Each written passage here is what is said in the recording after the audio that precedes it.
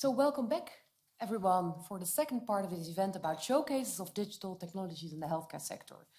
And part two is especially dedicated to showcases of innovative technologies and medical applications.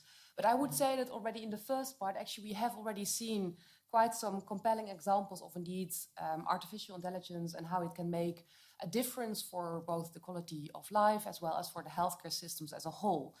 So I'm very excited to have four eminent guests with us for this next part of the event. That indeed will also speak about the role of artificial intelligence in healthcare, also the impact on research and its clinical impact, as well as in the second part, we have also two guest speakers speaking about holomedicine. And in case you don't know yet what that means, they are going to explain and expand on that, because I think they're going to illustrate how important it is for today's medicines, and also about the technological applications that are made possible by all of that. So welcome back again. I'm delighted to have for this first part about artificial intelligence in healthcare and the research as well as the clinical impact with us, Professor Maarten de Vos as well as Konstantinos Kontras. Maarten, you're from the Department of Engineering and Medicine at the KU Leuven, and Konstantinos, you're a PhD candidate in that same department, I believe. So welcome to the two of you. I think you have a presentation where you will I think complement each other, and I think we start with Maarten, if I understand. Oh, we start with Konstantinos, as I understand it correctly. Thank you very much, and thank you very much for attending, either physically or online. I would like to start with a few questions. Have you ever heard that machines can think? Have you ever felt uncomfortable by that thought? Was it a life-threatening experience or just an existential crisis? We're here today to clarify and support that AI is not the enemy, but rather the ally in our mission to create a better healthcare system. Together with this tool in our pocket, we can pave the way for a healthier tomorrow. I would like to begin by saying that AI stands for artificial intelligence, and essentially, even though there are millions of definitions, it is, as we understand it in the data science world, it's the ability of a program, a software, to perform a task that mimics the human-like intelligence. It has transformed many different sectors and many fields. For example, finance, manufacturing, we can see it in everyday things such as our phones or our cars. And essentially, it's here to transform healthcare as well, and it has already done so. You may have seen some of the articles that are out there or the news about a new application came out. We had a lot of nice speakers today talking about some of them. And essentially, we have small steps each day that get us closer to get this technology established in the healthcare system. We might have some applications in cancer detection or the drug evolution. And the question is, what can AI do? And that's something that cannot really be described. The limits are yet to be explored, but we might have some small cases where we can indicate. For example, AI can analyze an MRI CT scan, it can understand a brainwave, it can decompose a biopsy to the different parts needed for a doctor to understand it, or it can even read health records written by doctors. You all know that can be very difficult. And essentially, we are here to give you a clearer view of what these algorithms can, how these algorithms are structured, so that you can have a better idea around them. So the question of how AI is achieved has essentially three steps. The first and the most important one is the data collection. AI requires a large amount of data to learn from, and it is important from the beginning to have a plan of what we're going to collect, why, and how. We might have in healthcare existing data, the data that we have from patients visiting doctors, or we might have also potential data, the data that we could collect from new devices we can see around and use a lot of monitoring devices that they come to assist this. The second step is the data labeling. We need to create, to define actually a goal. And this goal, you can think of it as maybe as an example, we can give the epileptic shocks. We know that these shocks are happening in the brain. So when we collect the data, we might think of gathering the brain waves that are describing such a phenomenon. But actually consulting an expert, you might find out that depending on what you want to achieve, you might need to gather also the data from the heart or the muscles. And the reason for that, it might be because the goal you want to achieve has these characteristics. And the goal can be as simple as finding when an epileptic shock is happening, where we would have a doctor specify that, or it could be the type of the disease, the type of the epileptic shock.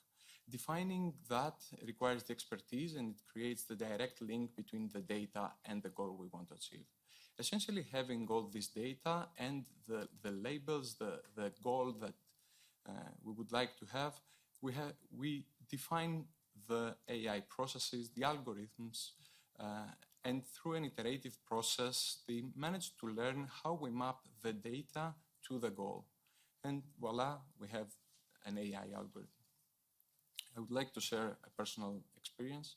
When I first started getting occupied with AI, I didn't expect that, but the whole process has 80% on the data collection and labeling and clearing the data, working with the data rather than the algorithms themselves. So it needs to be clear that this process starts from the beginning, and the first part is the most important. The next question is, can AI replace the experts? Many people tend to think that, and we're here to give a very plain and simple answer. The answer is no. And we say that with the mind that these algorithms come to help us avoid all these situations where a task can be performed and it requires a lot of time, and a human can avoid that by exploiting such algorithms. So these algorithms come to assist us. I would like to give the floor to Professor De Vos. Thank you very much for this kind introduction. And so how we see it a bit, where basically AI and doctors can collaborate, is let's look at a chronic disorder. And basically these are the disorders we would care about most because they affect many people, no matter if it's neurodegenerative disorders, cardiac disorders, or respiratory ones.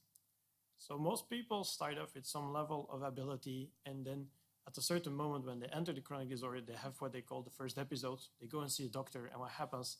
Okay, the doctor gives them hopefully some good treatment that they recover. But by definition, chronic disorder, they will have a second episode, and then the same happens again. I draw in blue the disease trajectory, like how do they feel in some abstract quantification of disease severity. But who knows that it's blue? Maybe it was green. Or maybe in a neurodegenerative way, it was orange. Basically, there is no improvement whatsoever. So what the doctor sees is the patient when the patient visits the doctor.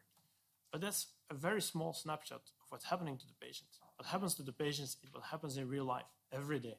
So can we use digital technology in order to collect some data and use an artificial intelligence to harvest information from this data?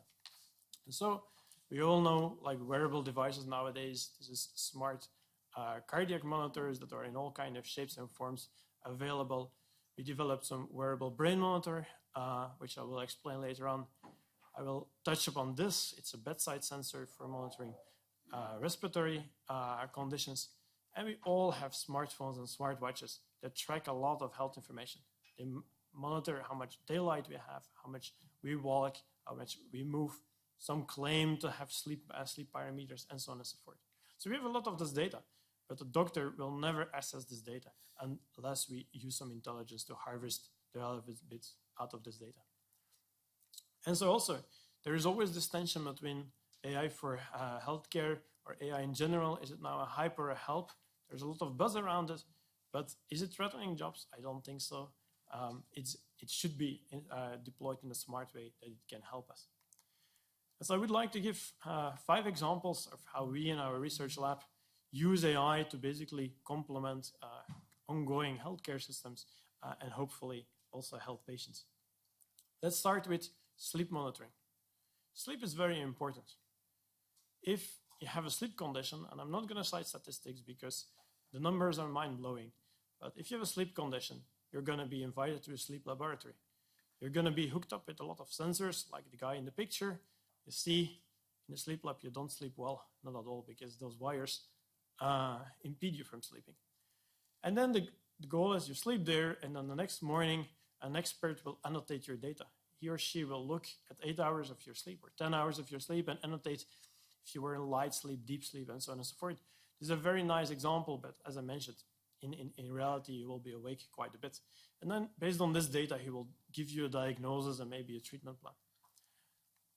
There are disorders like RBD, a pre-Parkinsonian disorder, that look like this. And already from the signals you see, they're very different. And so we would like to pick this up. But the challenge is we don't have space in the sleep laboratories. There are waiting lists for months and months. It takes a lot of time to annotate this data. And as I mentioned already, it's a human annotating, so there's lots of subjectivity. However, the way to annotate data is described in a book published by the American Society of Sleep Medicine. So it's 1,000 pages of rules that can be automated. Again, think about artificial intelligence as an automated intelligence. We have the data, we have the labels, we can automate this. But that doesn't solve the problem of not having space to monitor the patients. So instead of using sensors like this, we also think about more convenient sensors, like stickers that you can glue on behind the ear and collect also some brain information. Obviously, it's more comfortable, and potentially you can take it home and just record sleep on a day-to-day basis, which is a more realistic way of monitoring sleep. And I don't want to go too much into details, but there was already a question about statistics. So here I want to show you the accuracy of how well our AI does. And actually, if you compare AI on the traditional lab data with AI on the new wearable data, we're equally as good. And more interesting, the first bar is the human annotating the wearable data. So the human is not as good with all those type of data. And why is this? Because the data looks different. It's different sensor placement, so you have different data. So it's a clear opportunity for AI not to rewrite the book of the rules how to look at this type of data and retrain all the humans. No, the AI can adapt itself and harvest this wearable data, bringing sleep to the larger population and trying to also help people by this. Completely different aspect. You're all familiar with pregnant woman. This was my wife a few years ago, and she was pregnant, and obviously your main worry is the brain, is the baby well? And if you say if the baby well, is the brain of the baby well? And 1 out of 7 babies is born preterm, at preterm age. And what we see here on the right is that brain development happens at the last weeks of before the baby is born. If you look at the traditional NICU, what we monitor is respiratory, cardiac monitoring, oxygen saturation. We don't monitor the brain. But that's what we care about most. What is going to be the cognitive development of the baby, especially when we're good now at keeping the babies alive. So when we keep them alive, we can answer the next step. So we can again record something like brain activity. And the challenge is then we get all this data. You see the waves, even I cannot interpret them. So again, what we can do is train algorithms that try to assess automatically what is the maturation of the baby. We can compare what we call the brain age of what we record and compare it to the actual postmenstrual age. If this matches, probably the baby is developing normally, even outside of the womb. If there is a mismatch, probably some care has to be taken. And again, if we can do this at a very early stage, we can intervene early. Otherwise, we have to wait until the age of 2 or 5 to detect those cognitive disabilities, to detect signs of autism and things like this. So again, early detection will lead to prevention and hopefully also to better outcomes. Similar story for epilepsy. We heard it already. Epileptic seizures need immediate treatment, have obviously inconvenient daily life consequences. And so rather than hooking the persons up with a high-density EEG with lots of sensors, which is stigmatizing in real life, we again deploy like very small sensors that we can place at inconvenient places, for example, behind the ear. So the girl is wearing an EEG and you barely notice it. So the goal is remove it from the hospital and study the brain in real life. And why is this so important? If you look at statistics of a particular type of seizures, absence seizures, where people lose consciousness, people don't know this. Although obviously it hurts the brain, it destroys this epileptic activity, has an impact on brain activity. We detect 99% of the seizures with the system. People report they detect something like 20%. So we do have an objective marker. And the impact is that typically if you rely on a hospital, the epileptologist gives drugs and says, come back in 6 weeks and let's investigate if you're seizure-free. Now you don't have to wait 6 weeks. And moreover, you can quantify the dose. You can start with a very low dose, monitor in the first week and say like, is the person seizure-free? So then we don't have to increase the dose. So it is a lot of good benefits if we can deploy this outside the hospital. And these are also some stories from individuals, and you can go to the website of Byteflies, the company making the sensors, where basically you see those devices combined with smart algorithms do have an impact on people's life, because they can also replace people who don't allow monitor, children who are getting freaking out when they see even those wires, and they start liking those novel toys. A fourth example which is digital pathology. Pathologists, very known for cancer research where a biopsy is taken. We do it more for kidney biopsies, for when we study kidney rejection and kidney transplantation and kidney rejection. Pathologists stare for hours through a microscope. This is an electron microscope, and they try to quantify all those complicated structures that are listed on the slide. You see already, for the untrained eye, it's impossible. Even for the trained eye, there is a lot of subjectivity. So again, what we can do with AI, we can look at a lot of data, labels from the pathology. We can try to train a network and try to segment this in order to automatically quantify the images. We did this for kidney biopsies, but very similar story is also relevant for cancer biopsies. So again, you see, it is not the doctor or the AI, it's really like the doctor looking at the AI pre-process segmentations and reducing the time to review the data. And the last thing, the last example I would like to give is actually how we use AI in respiratory disorder. From an AI point of view, not much different. Again, respiratory disorders, asthma, COPD, they affect a lot of people and are responsible for a lot of deaths in society. The challenges from a medical point of view, for example, COPD is underdiagnosed. People with asthma are misdiagnosed, and conditions like IPF, ILD are very rare disorders, but the lifespan from diagnosis is 2 to 3 years. So the consequences is if you're undiagnosed, you don't get treatment. If you're misdiagnosed, you get mistreated and you have no health benefit. And with ILD, late treatments is every day you lose in those people's life, you lose an opportunity to interfere and give them good quality of life. So there's a big healthcare need. The way we currently do this is we diagnose them is with a spirometry test. So people blow into a spirometry or in a hospital in a full lung function test, a few extra things. And then the doctors look at the data and put the diagnosis. So obviously, you think the doctors are the gold standard. If you look at the bar, the doctors are the purple bar in terms of accuracy of diagnosing at the first time the right disorder. Even experts are not accurate at this. So how can AI become better? AI learns from the doctor. So what we do is, in order to develop the AI, is we put 20 experts in the same room, we give them the same curve, and we let them agree, okay, what is this patient happen? Obviously, for when you have a respiratory condition, you're never gonna have the opportunity to see 20 doctors and not even integrate. So we curate this data, what Konstantin has already referred to. We collect the data, we curate it, we spend a lot of time understanding what is now the ground truth and what do we want to predict. And then what we do not do is say, okay, we are going to trust the AI because the AI is not going to perfect either. But what we do is we make the AI collaborate with the doctor. So we give a prediction with the AI. The doctor looks at that and is allowed to overrule it when he or she thinks it's wrong. And that's what you see in the blue. So you see there is a clear improvement when AI and doctors collaborate in order to diagnose the disorders with all the relevant health benefits. So this is already at a stage of diagnosis, when people are going to get a test classically in the hospital. Causes of death in COPD asthma is what we call exacerbations.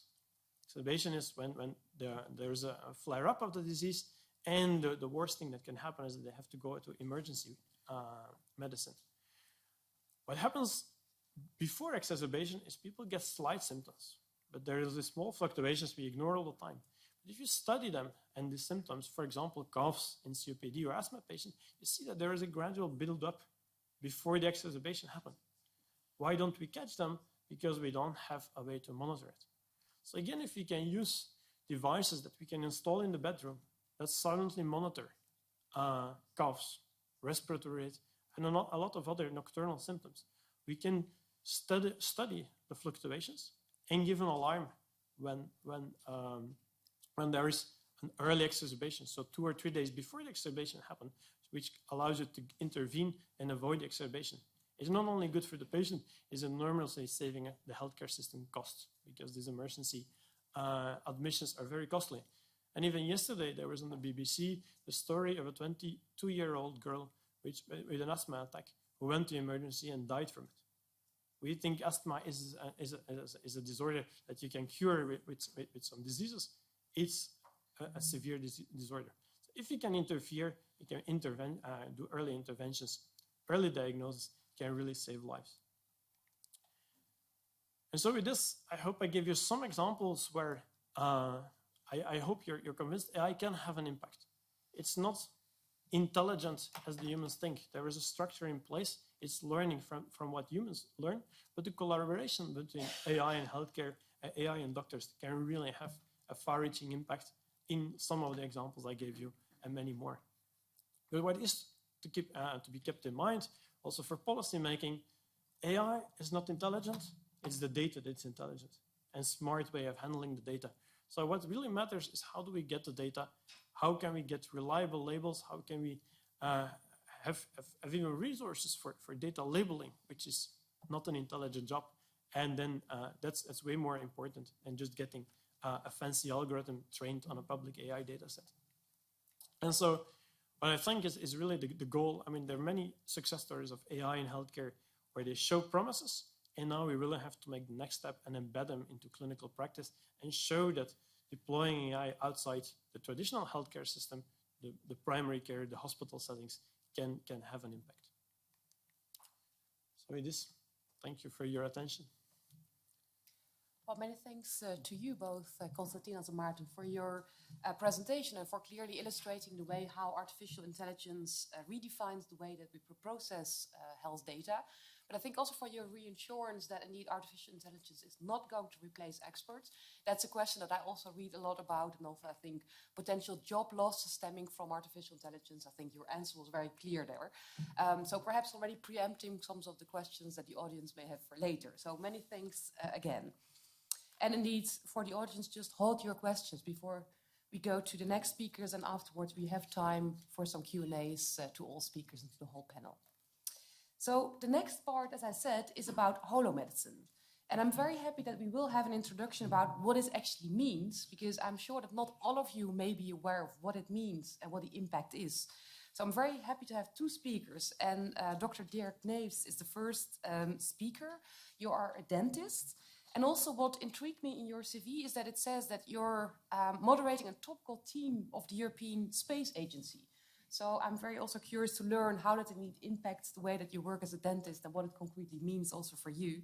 But you're going to give us an introduction to holographic technology and its implications for dental care. So very happy to have you with us, and the floor is yours. Thank you. First, very happy to be invited here by the MPs Kimpouropoulos and Carvalho, distinguished attendees. My name is Dirk Kneefs. I'm a dentist. I'm a full-time working dentist. And beside that, I'm running a couple of projects. So let's say 4 or 5 years ago, I joined a German company called Apoclar. That's a Microsoft partner. and they developed an application for the Microsoft HoloLens. So for those who from you who do not know what it is, it's a device that generates holograms. But basically, it's a computer with all the power of Microsoft, or of Windows 10, sorry, that you can control by voice command or finger command. So, and I think the slides are going a little bit fast because I haven't started yet, but but anyhow, I'm going to explain, before I do the presentation of the holographic application in dental healthcare, I want to give a little bit information why I see the need of this platform, because basically this is not an application. It is a platform we use the same way some 30 years ago we integrated in our professional work. We integrated the computer. We didn't know in the beginning what was possible with a computer, and now we can't think of our job without a computer. So in my opinion, this will be the same thing with the holographic application. Now, we all know that more and more there are difficulties accessing medical and dental health. On this planet, we have sometimes remote localizations that are very difficult accessing by professionals. And you must consider the HoloLens as a possibility of sweeping away the barriers, the frontiers, and connecting all those people that can give their expertise in situations like an earthquake, like war, like a mountaintop where nobody has access. So in that way, we can globalize good quality in our healthcare, in medicine, and also in dental healthcare. So now I can start the presentation. So next slide, please. So basically, the Holomedicine Association, it's an association created, I'm a founding member of it, and it is composed out of users of holomedicine, surgeons, there are a couple of dentists also, and we have engineers, also policymakers, and the funding is by bigger companies like Microsoft, RPP, etc.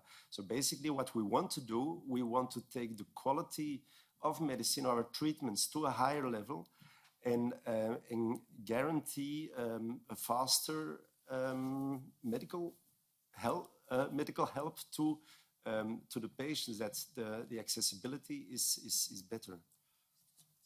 Okay, thank you.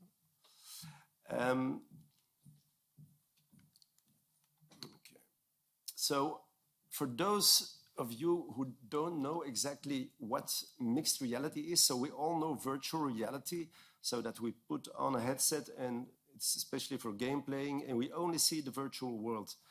Now, augmented reality is that we have an overlay from virtual into our reality, but we can't interact with it. Now, the good thing about mixed reality is that it digitalizes our hands, and we can interact with the holograms we have created.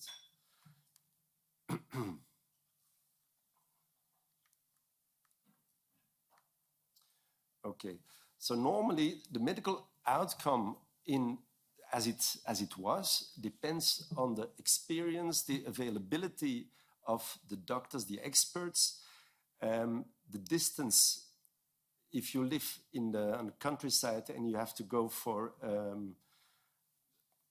let's say an endoscopy or something like that, sometimes you need to travel far to go to the expert. And it also relies also on the availability of the technical equipment the hospital has. Now, with the holomedicine, we want to remove the distance, compensate for the missing expertise, and we're going to reduce the need for investment in the technology because it can be used more from a distance, using the augmented reality, of course, the artificial intelligence that has been talked about by my colleagues, Internet of Things.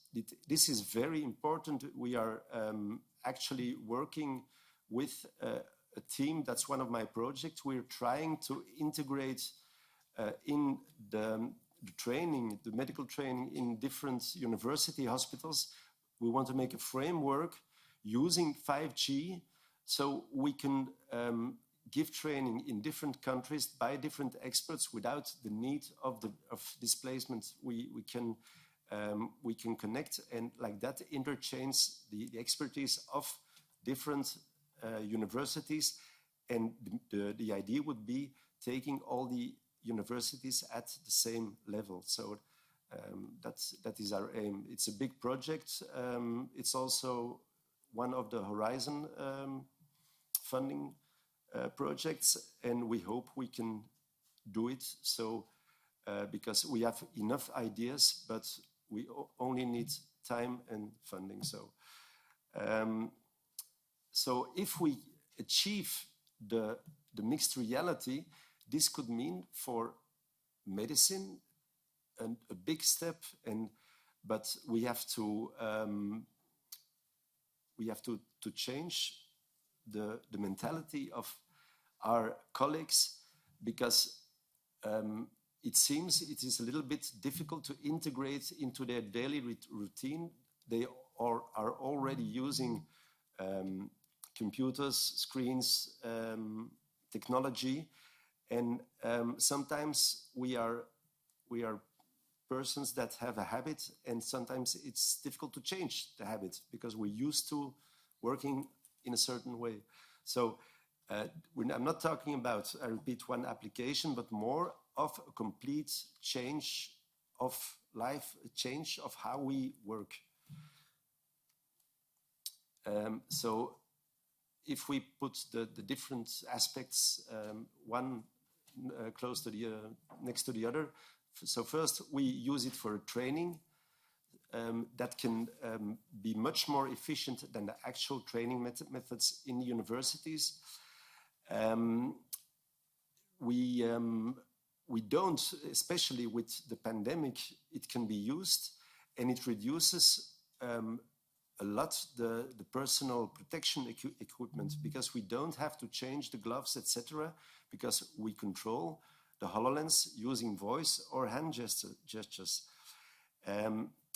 The other aspect is the economic aspect of using the HoloLens, because we do the preparation of our surgeries before, so we can, for example, we can segment a cancer resection before doing the surgery, and that can be superposed onto the patient in a way that we can use much faster, with much more security, and liberating operating room space and time, etc.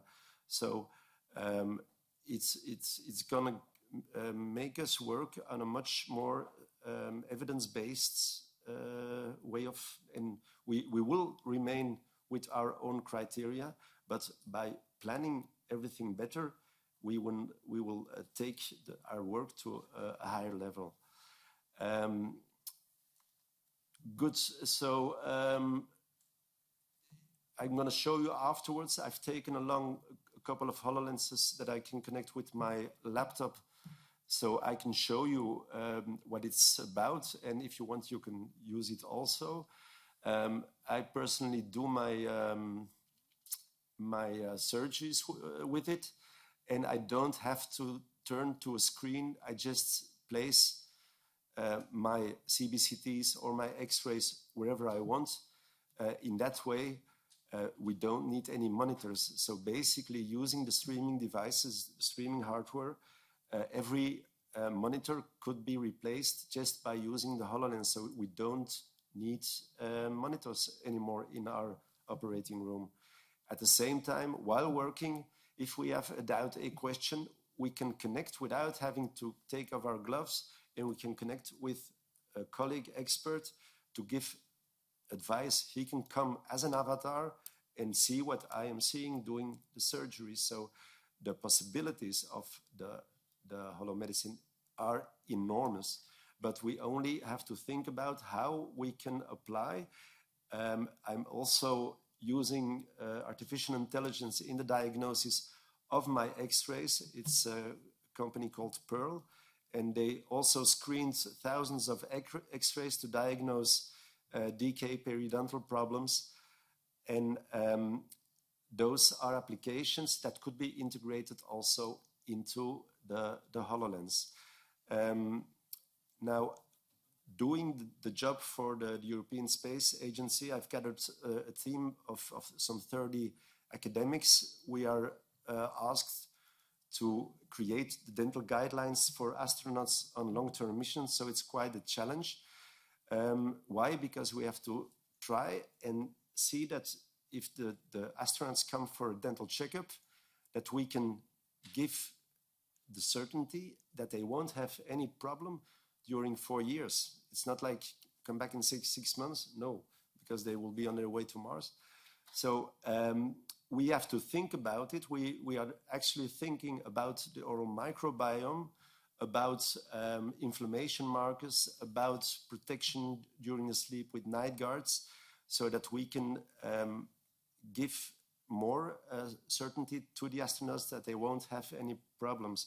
Now, this investigation, this research, together with the holographic application, what is the big idea? That this can be applied in our daily society. So, because we have problems now for our patients that they don't have access to the dentist, if we could change the yearly checkup with the dentist and make it a 4-year checkup to the dentist, that could be also a cost saving for the health systems in a very impressive way. So we really have to think outside the box and reconsider the way we do our diagnosis. HoloLens is one aspect of it, but so it's just in the beginning. So like space, it has to be explored. Thank you. I'm giving the work to Professor Waya for the rest of the... Well, thank you very much, Dr. Neefs, for this introduction to holomedicine and also how it impacts your day-to-day practice as a practitioner, but also I think the broader benefits for the healthcare system. So I'm indeed very keen also to hear from Professor Waya, who is a director of the University Hospital for Visceral Surgery in Oldenburg in Germany. And I think, Professor Waya, you are also going to speak indeed about how to improve patient outcome and the role that holomedicines can play in all of that. So the floor is yours, please. Yeah, thank you very much for inviting me and to have the honor and the pleasure to speaking here to the European Parliament about improving patient outcomes. And thank you, Dirk, for explanation of holomedicine. So you did my presentation already. But coming back to the artificial intelligence, and it's started this session with AI and it ends with AI. And you mean for decades, more than 10 decades of years, it's been a wish, it's been a dream of all mankind to be assisted by artificial intelligence or robotics or something like this. But just as great as this desire is the fear that this AI will completely get out of control or maybe takes control itself. Well, this is from this was from the movie, famous movie given by Charlie Chaplin. It was Modern Times, 59 years ago. So let's step into modern times today. This is a clip of a movie, unfortunately in German language, but it's undertitled in English, and it's broadcasted 1 year ago in German television because they joined us during a complex liver surgery. And this is how it looks like. Maybe we have a little sound of it.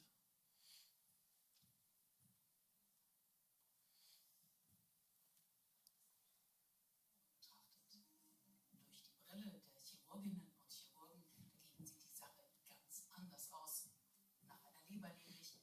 Und zwar so plastisch und detailreich,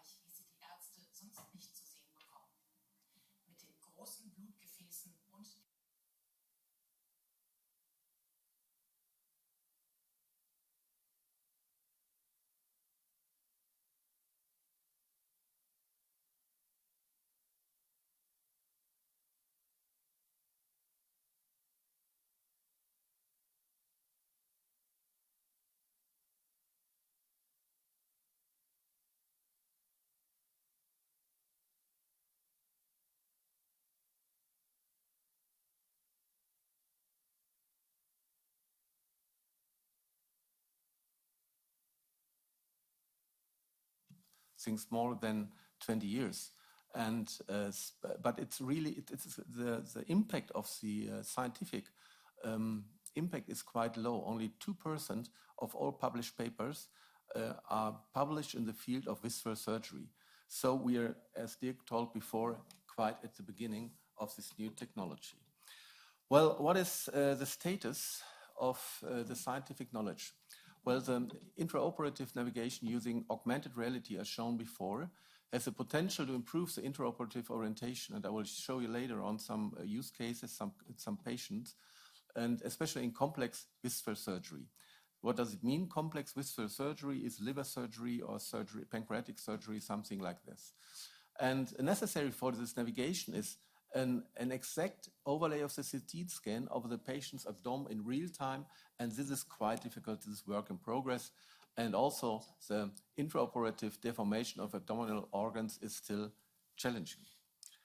Well, we're not the first, as I told you before. There are some important published papers about, but we think that we have taken the clinical use to the next higher level and to use it in real case situations. Well, what is the idea? This was a project founded by the German Ministry of Research. This project is called VivaTop or VivaTop. We finished it last year, in summer last year. The lead has Professor Lacker, it's the head of department TZI Bremen, unfortunately again in German language, but undertitled, so, but you get an impression about what we did during this project.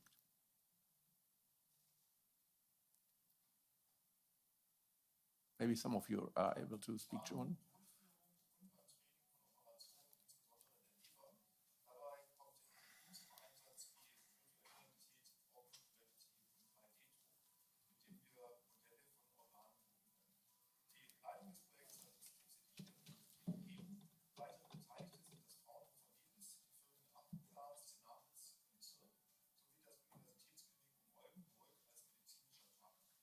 Komplexe Operationen werden anhand von CT und MRT-Bildern durchgeführt. Um die Interaktion damit zu vereinfachen, werden 3D-Modelle erstellt.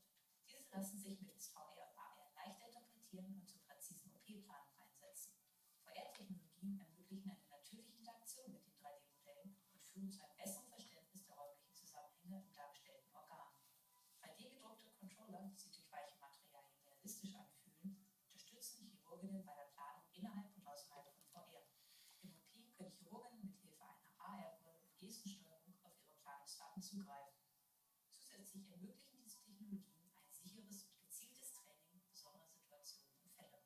In Zukunft sollen diese Technologien Einsatz in den OP haben und Chirurgen bei der Durchführung von komplexen Operationen helfen, sodass die Operationen einerseits sicherer, andererseits aber auch effizienter durchgeführt werden können. So as you see, this is a combination of virtual reality, augmented reality, and 3D print for briefing or for education. And this is what we're doing. The preoperative planning in virtual reality cases, in virtual reality, we do it in, or did it in all cases. I give you something later on. And then we use the augmented reality intraoperative, and afterwards the 3D print for debriefing, as I told you, and education. Well, it is every case has an ethical improvement, of course. And so what we're doing there is a liver parenchyma sparing operation. And this is more and more common and discussed in our community because in terms of faster recovery, less loss, less, and so it's really a new situation in visceral surgery that we are doing more and more this liver parenchyma sparing operations. These are the three cases I want to present you. The case one is a 70-year-old female with colorectal carcinoma. She's one who is broadcasted or streamed last year. And the second one is also really interesting. It's a 79-year-old female with a leiomyosarcoma. And we found not primary detected tumors, and these tumors are noticed by the artificial intelligence. And the case 3 is also, I think, a good case for showing you how this holomedicine works? Well, the first is the preoperative planning in virtual reality. The planning begins with a segmented liver model that can be processed in VR. And we use for that planning 3D print controllers because you get a much better immersion. This is how it looks like. I hope the video starts. Yes. So there you can see how we use it, and you can interact with this model and the native CT scans as well. And you do the overlay with the original one.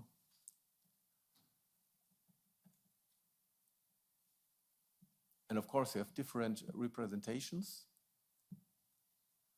You can change the scale and transparency. So you can completely draw what you plan to do, the resection lines. You can really easy identify the important arteries and veins. And it's exactly that what you're doing the next day in the OR. You can do risk analysis. Okay, this is not what we do in the OR. But you can calculate the resected liver parenchyma. Okay, let's go ahead. Then after this planning part, and we go to the next step, what we are doing then is we use augmented reality, the HoloLens intraoperative. And what we are doing there is actually, we're doing not automatically, but manually, we're doing the placement of the CT scan to the abdomen. And this allows an intraoperative orientation based on this regular CT.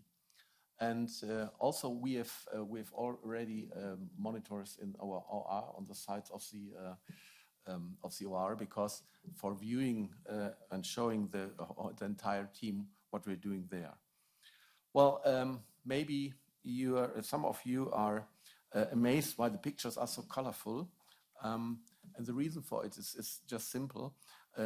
We have a much better contrast viewing and of this hologram, and we use the whole colors of the rainbow, and depends on the hologram we are using in this special case. So ambient light is for holomedicine really, really helpful.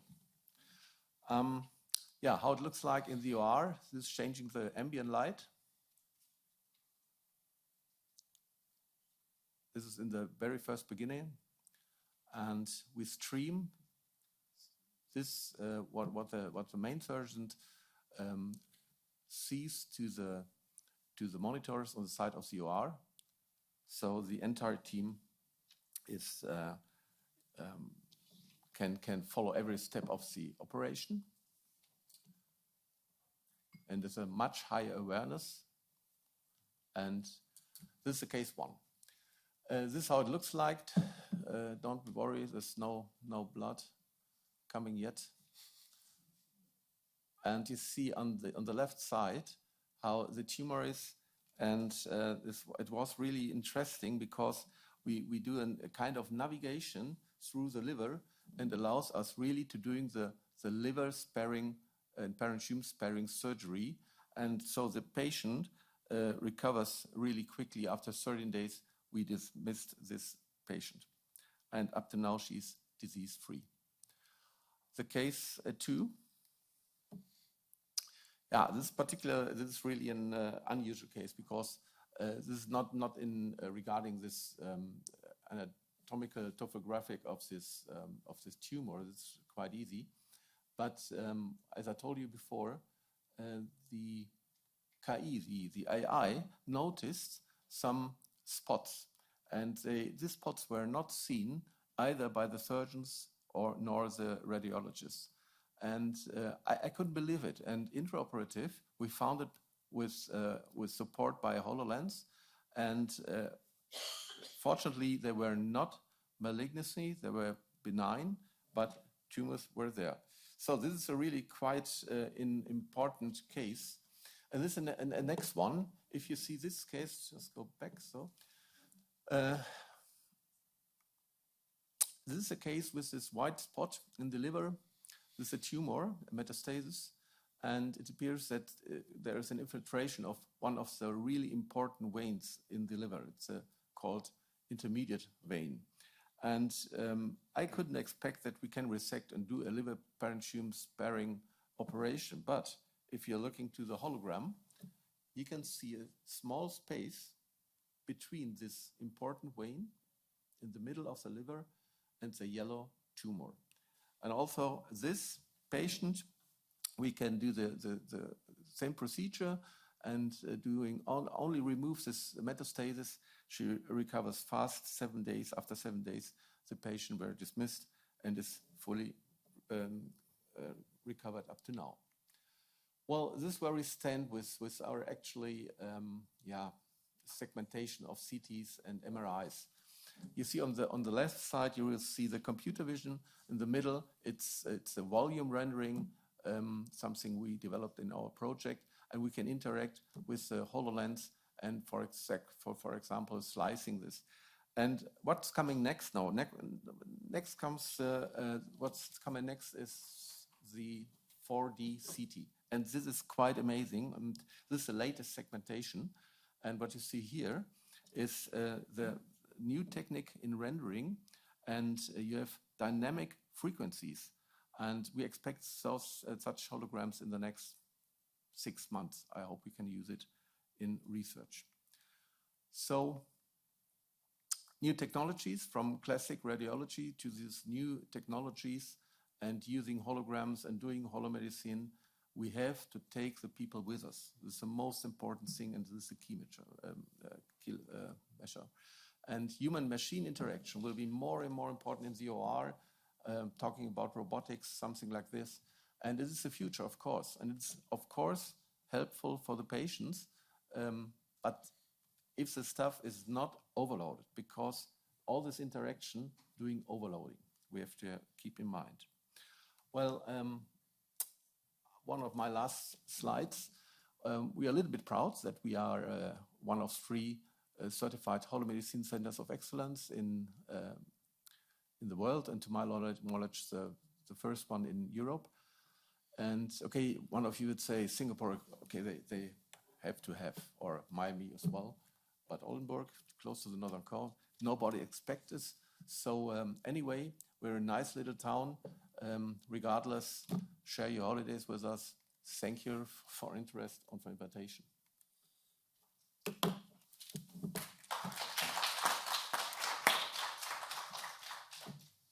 Well, thank you very much, Professor Wij, for your very interactive presentation and for showing us very concretely, indeed, how holomedicine impacts your clinical setting almost on a daily basis, if I listen to you correctly.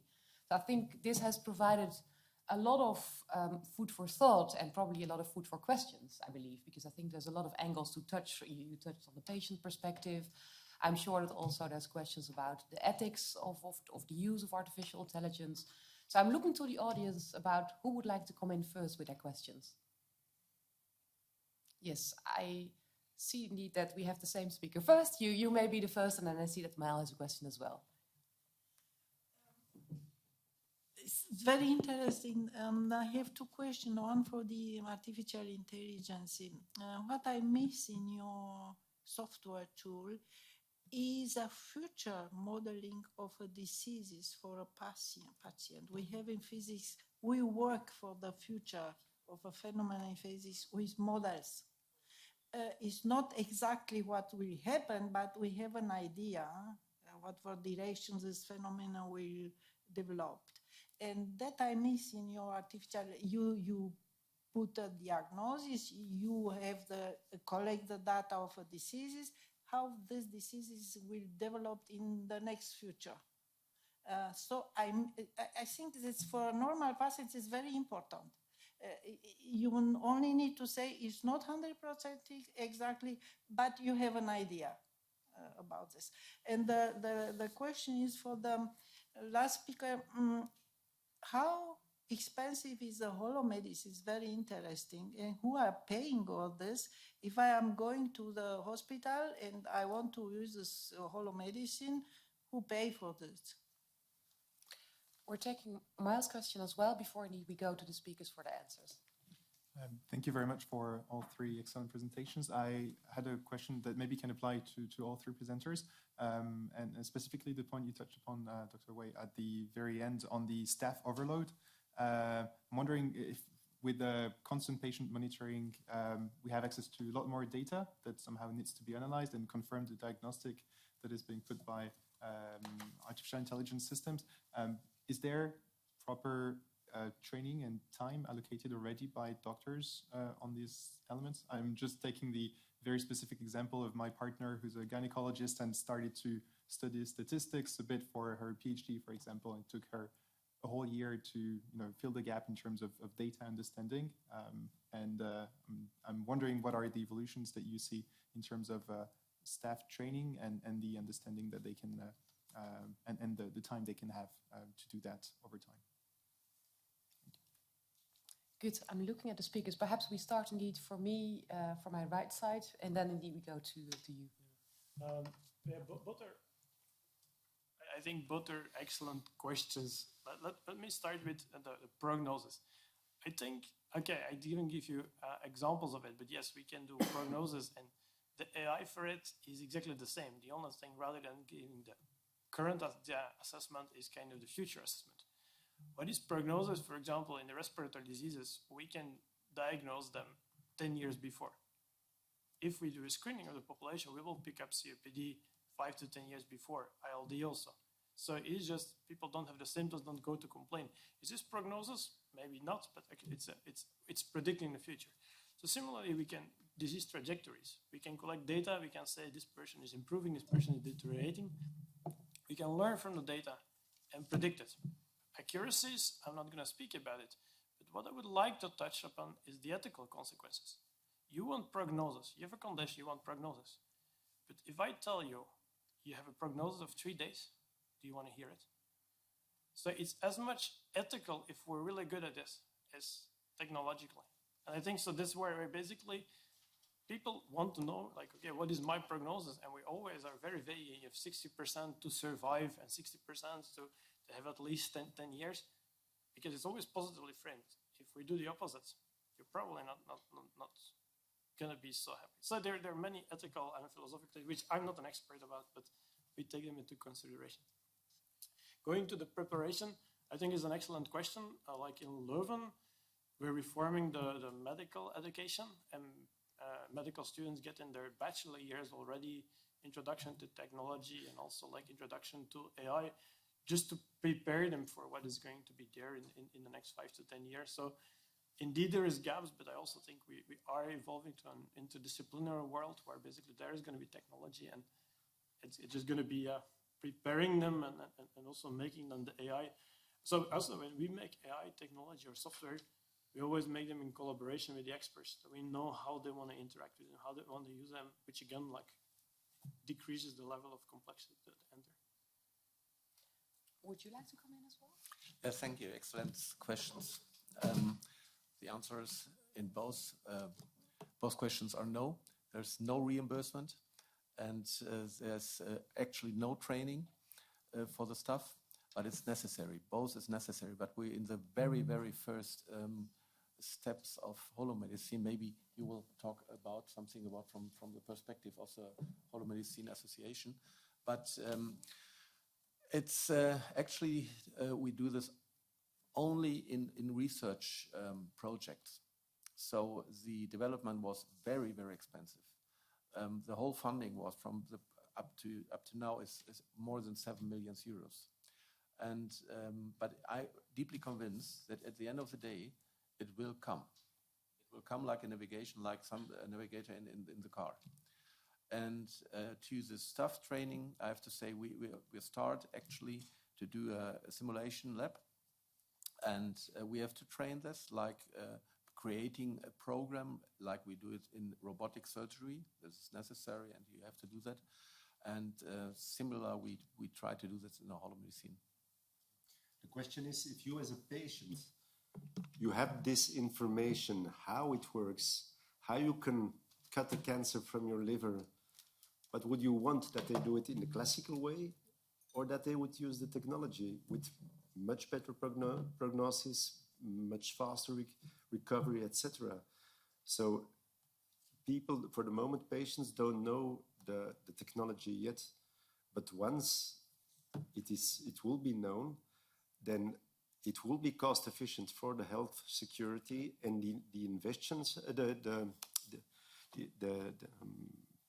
money they put in, that will have its worth, because it will be paid back many times. So I think it's only just a matter of time until it's completely integrated, and the training, it will come by itself. When the first computers came, the doctors didn't have any training, neither had training, because it was quite new. So with the HoloLens, it's the same situation. So just a question of time, organization. I'm giving training to colleagues who start working with it. The center in Hamburg, in Apoklar, does the same. But it's just the beginning. I'm looking around. Anyone else for other questions? Because if not, then I have one question to all of you before we go to the concluding remarks, because actually I want to pick up on what Professor Weijer said, because you said we have to take people with us. So what I would like to ask you, I think that's important also to close with, because after all, this is about patients. It's about how to improve patients' lives, how to improve their perspectives. So how about people's perceptiveness? Are people in general open to this kind of innovation? Are they open to integrating artificial intelligence in their treatment? I don't know to what extent this is a very difficult question, but I think it is an important question if we speak about healthcare and how it can improve people's lives. So anyone who would like to start with this question? If I may, the next generation, the Gen Zs, sometimes they don't believe that much what the doctor or dentist says. They want quantitative data. So, and I think from that point of view, artificial intelligence can show them, if they have decayed teeth, can show them how it must be solutions. So the next generation after the millennials, they want to ask it. They're not gonna just believe your words. So I think more and more, also from a medical legal aspect, we got to have that protection, showing and giving that information to our patients. So I hope I've answered the question. Yeah, I think indeed the need for data, I think, is a very clear point. I don't know to what extent anyone else would like to come in. I think I see another question, but perhaps looking to you first. I agree. Like, okay, quantification is very important. I think it's also what I highlighted to is the demystification of what it is. If it's perceived as this robot that is going to be smarter than us, people might get scared, and there are lots of wrong perceptions. But if we can tell people how we do it, and we provide good data on what we can do and so on, I think it will help, because in the end, people will want the best care and the best diagnosis and treatment. And at the same time, that touches upon the ethical things always of the data sharing, and there it becomes a bit more dangerous. Like, okay, to what extent is our data secure? But I want to emphasize, without data, we cannot develop it. So we cannot over-regulate it, because then it balances to the other side. Thanks for stressing that as well. 2 quick last questions before we go to the concluding remarks. I show you first, and then I come to you. Can you perhaps use your mic, please? Okay, thank you very much. I have a question, because I have been interested in the virtual reality and artificial intelligence with its application in the medical science, also in the healthcare for quite a few years. Basically, what I would like to say is that is it a way or pathway for this artificial intelligence and application in medical science to reduce the carbon emission of the healthcare sector in Europe? Or how do you think? Is it a way to pursue, valuable to pursue? Or yes, thank you very much. Thank you. Important question, but I think it's a question Knif could maybe better answer because from the perspective of the Holomedicine Association and what we're going to plan there. Because I didn't understand. Well, what I mean is how is the application and how is the market in the next years in Europe, for example. That's what I understand. Was that your question? Or? Was that your question? About sustainable healthcare. So how this new technologies could, for example, to reduce the carbon footprint of the medical care sector in Europe? Indeed, a good question. Now, if using that platform, the Holomedicine, our travel time, etc., will be reduced, not only for physicians, but only for also for students. So in generally, we won't have to take the car or transport to go to university, hospital, or so it definitely will reduce the CO2 input. So I think it has a very concrete and a very fast application in that sense. Could it also optimize the medical procedures in future? Yes, of course. Of course, it will optimize the medical procedure. I'm deeply convinced on it. So next step, what we're doing is a new project. It's called ARIS, and it deals with pancreatic surgery, and it's really one of the dangerous surgeries we do. And I'm convinced that will make this surgery safer. And it comes in the next years, not in 10 or 20. It comes in the next 3-5 years. Thank you very much. Then we go to your question. I don't know, yeah. So thank you. I just wanted to speak as a person from Generation Z, actually like the oldest Generation Z, I would say.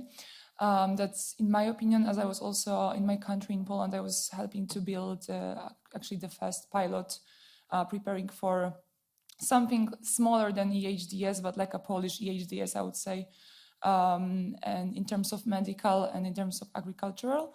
And the burden I actually saw, it's not that that much in patients, I would say, but right now I feel that also the big burden of using data and using medtech technologies is the lack of trust from medical professionals. And that's one thing. I wanted to ask you if you found, for example, any burden in your country or like in Germany, like that I don't want to use it, I don't believe in this. This is first thing. And the second thing, according to data, we all the time talk about data and how important it is to have not only a big quantity of data, but also quality data. And we know that there are several burdens still in terms of, in terms of getting enough data and in good quality from different countries. Different countries have also different rules about this. There's not only GDPR, but they can also make it harder. First question, did you have big problems with obtaining enough data? Because it's, of course, most important thing. Yeah, okay.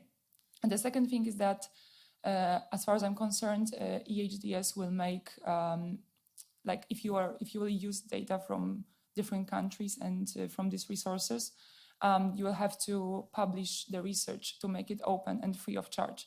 I know it's your tool is very expensive, as you mentioned, but are you already, this is maybe a question to both of you, publishing your research if as such? So thank you, that's from me.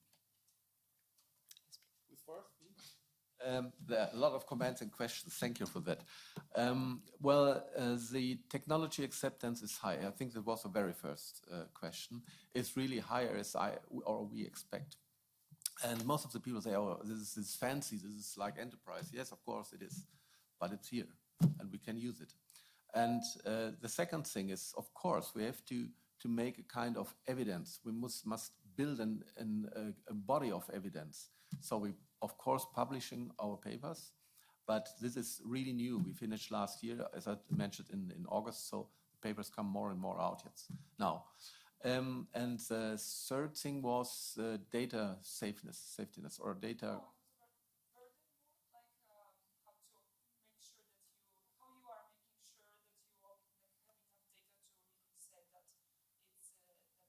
No, it's an ongoing process. Now, actually, I believe in it. So this is what researchers often do. They believe in that what they're doing, and they do it more and more.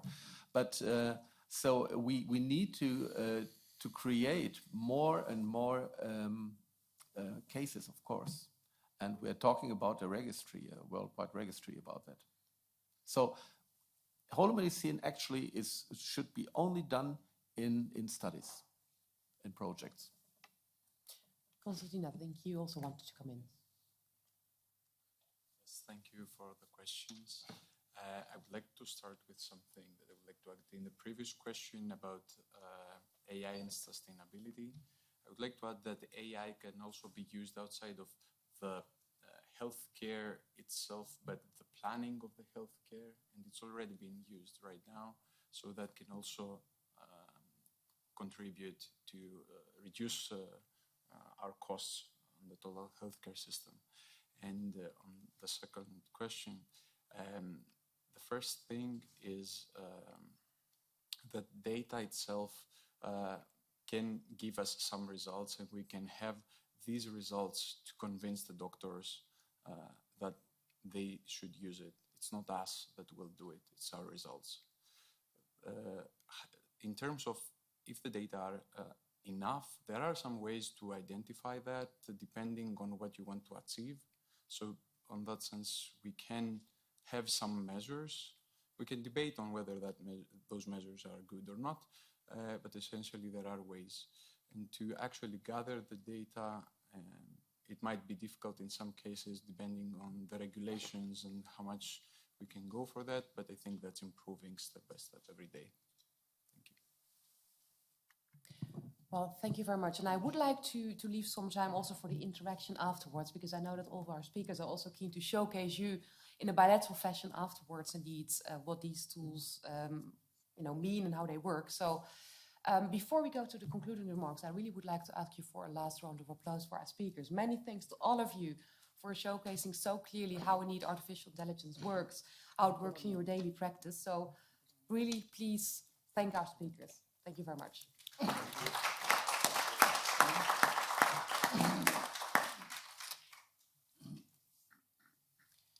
So then the last words, of course, today are for you, MEP Kimpouropoulos. We're, again, very keen to hear from you what your takeaways are, because, again, it's a very important topic to be debated here in the European Parliament, as we said at the beginning of this event. And I think especially the timing, 1 year leading to the European elections next year, I think is an excellent timing that you chose for this event today. So we're very keen indeed to hear from you what your takeaways are and how you think indeed we should follow up on this topic. First of all, I would like to thank all the speakers, all the coordination, and I think that, especially with the questions, many concerns were raised, and from the aspect of who pays until the sustainability of healthcare sector. I think that we need to look on it, and we need to give a special attention on the upcoming legislations in order to find the solutions.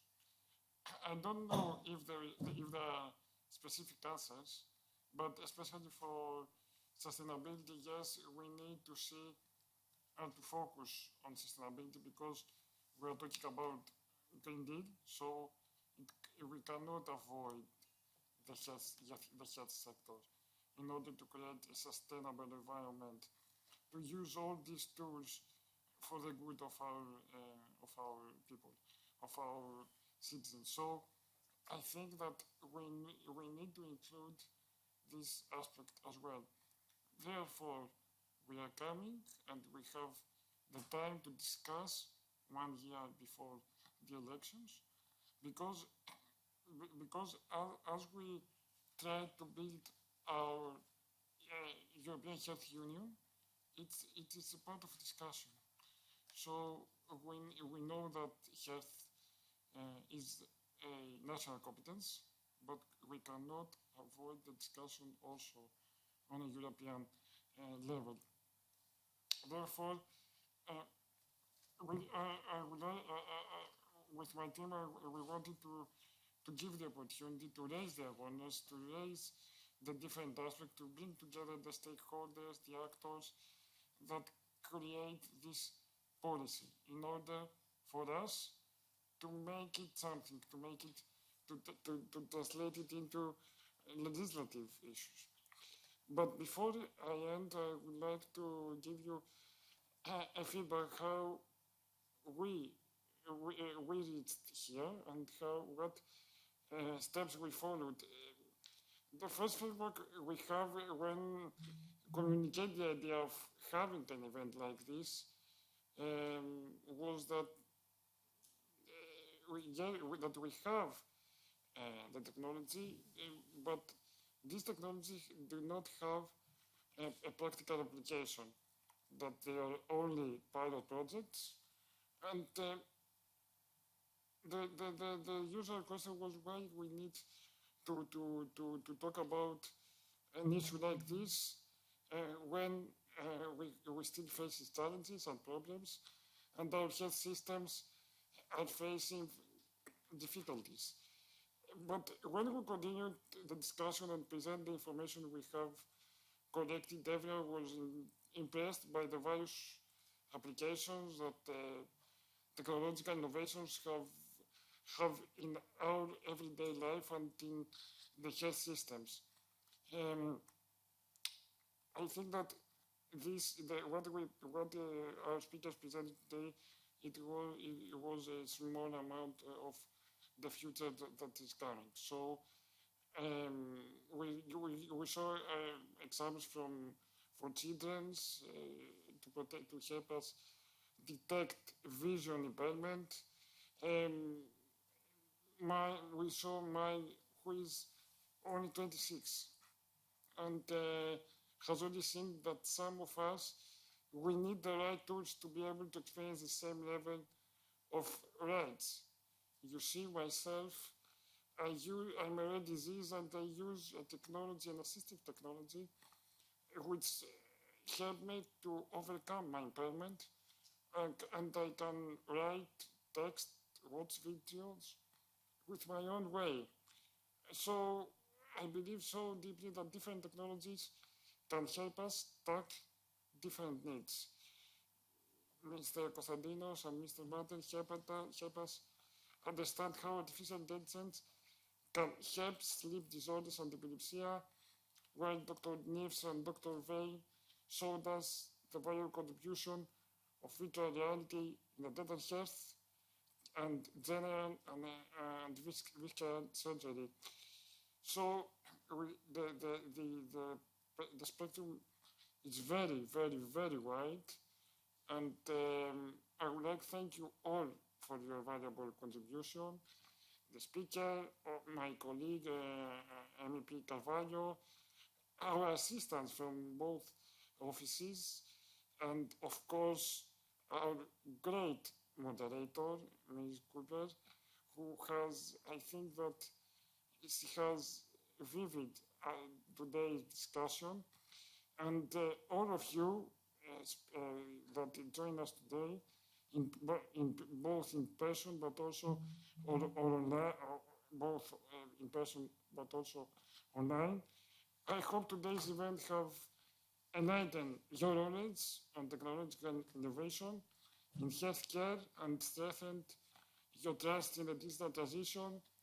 We have the tools, AI, EHTS, the revision of pharmaceutical legislation. So we are here to discuss once again in the future what we can do better for our people. Thank you once again, and I hope to see you also tomorrow in the fourth and the final panel of this, for my beliefs, this extremely opportunity in European Health Tech Summit. Thank you very much.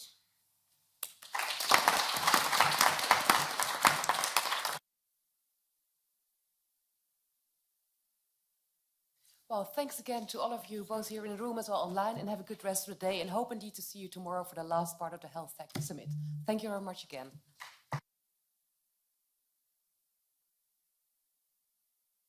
needless to say, I think I repeat it once more because I got a small reminder that I need to say it once more.